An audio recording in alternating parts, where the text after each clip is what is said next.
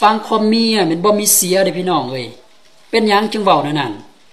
เมียนี่ละเอียดเด้พี่น้องเวียกเล็กเวียกน้อยนี่มันหูเมิดผัวนี่หูแต่เวียกนักเวียกใหญ่จิกินเสากินแรงจิกินอีสางไปอีสางผัวมันบ่ฮู้แล้วมีแต่เมียหันจัดการได้นี่นะเท่าที่เคยเห็นนี่ครอบครัวที่ฟังความเมียนี่ชีวิตมันดีขึ้นหมดแล้วพี่น้องเอ้ยแต่ครอบครัวที่ฟังความผัวนี่โอ้ยมันวุ่นวายปั่นป่วนพี่น้องเอ้ยเพราะว่าผัวนี่เป็นตัวปัญหาเสาหน่อยเสาใหญ่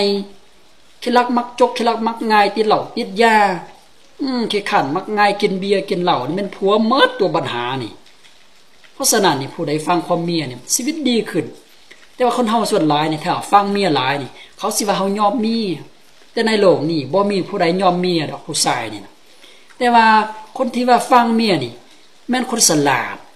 แม่นคนที่ว่าให้เกียรติเมียฮู้จักเคารพนับถือเมียซื่อๆพี่น้องเอ้ยผู้ใดเฮ็ดได้นี่มันชีวิตดีขึ้นพี่น้องสิ่งเล็กๆน้อยๆอย่าไปมองข้ามเด้อถ้ารถคันนึงเจ้าเอาหัวเทียนมันออกนี่ไปบ่ได้เด้อพี่น้องเด้อเพราะฉะนั้นนี่เล็กๆน้อยๆนี่จะสุไปมองข้ามผู้หญิงเนี่ยเขาใส่ใจเรื่องเล็กๆน้อยๆได้พี่น้องได้ผู้ใดเฮ็ดได้สิ่งนี้นี่ชีวิตดีขึ้นได้พี่น้องเด้อต้องฟังความเมียหาเงินมาให้เมียเก็บเฮาเลยเป็นผู้หาสิกินหยังแล้วเมียเป็นผู้ซื้อผู้เฮ็ดผู้แต่งให้เฮากินให้มันจึงสบายพี่น้องผู้หญิงเนี่ยเขาบ่ได้มักคนที่ว่ามันขี้ข้านได้พี่น้องได้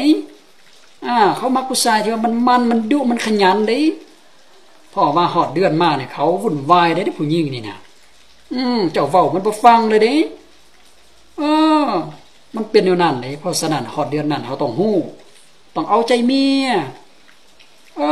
ถ้าเป็นผู้ชายบ่ฮู้แนวนั้นนี่โอ้ยชีวิตมันวุ่นวายปั่นป่วนเด้พี่น้องเด้อ